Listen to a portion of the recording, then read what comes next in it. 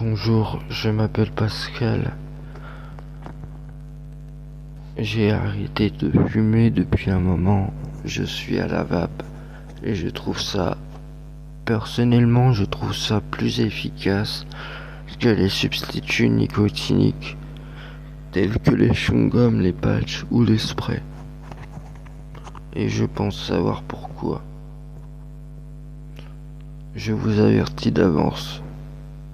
Ce que je vais vous dire, c'est mon opinion et ce sont des réponses vis-à-vis de mes propres recherches et elles ne reflètent en aucun cas la vérité.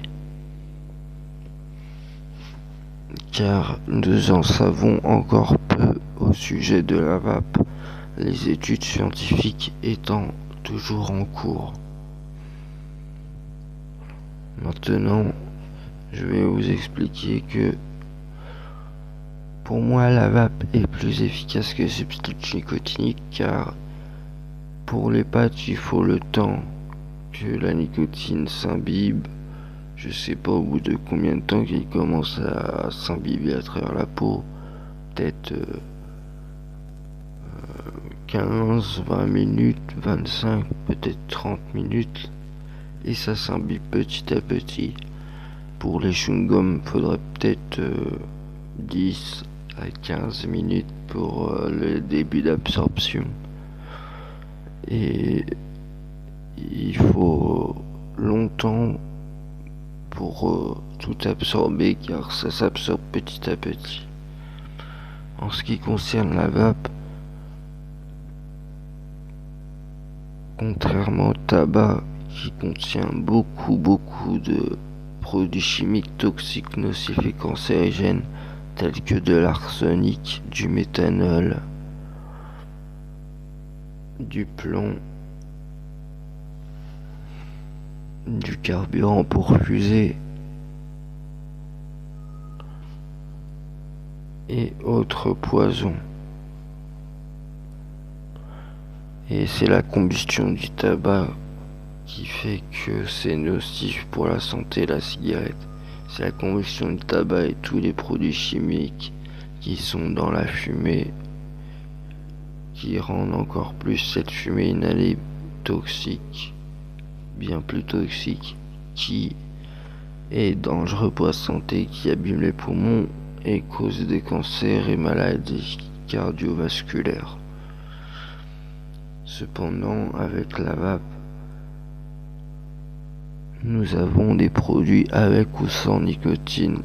Les ingrédients sont propylène glycol, glycérine végétale, arôme, nicotine et parfois un tout petit peu d'eau. Personnellement, pour la vape comme pour la cigarette, la vape sont des produits à base de nicotine ou sans nicotine.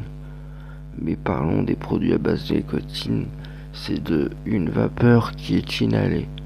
Ça veut dire que par inhalation, comme on inhale la fumée du tabac, la nicotine entre dans le sang en l'espace de quelques secondes. Cependant, il va falloir 20 à 30 minutes pour atteindre le même taux de nicotine dans le sang que le taux de nicotine qu'on aura absorbé après avoir fumé une cigarette entièrement. Je vais maintenant vous présenter une vidéo qui vous expliquera le mécanisme d'action de la nicotine sur les récepteurs nicotiniques qu'on appelle les récepteurs à l'acétylcholine. Bon visionnage.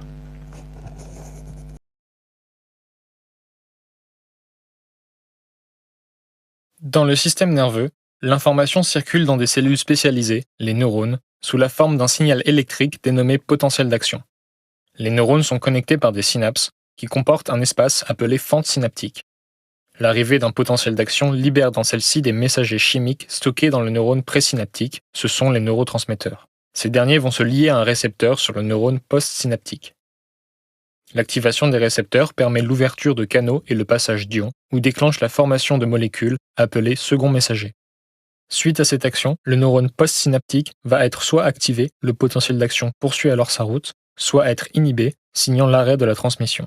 C'est à cette étape que les substances psychoactives comme la nicotine agissent et modifient la transmission de l'information. Dans les synapses, la nicotine agit sur les récepteurs de l'acétylcholine, le neurotransmetteur utilisé par les neurones cholinergiques. Ce sont des interneurones qui font office de pont entre des centaines d'autres neurones. Les neurones cholinergiques se concentrent dans un nombre restreint de régions du cerveau, mais ont de nombreuses projections vers d'autres structures cérébrales. Ils affectent ainsi divers processus cognitifs comme l'apprentissage, la mémorisation, la récompense ou encore la motricité.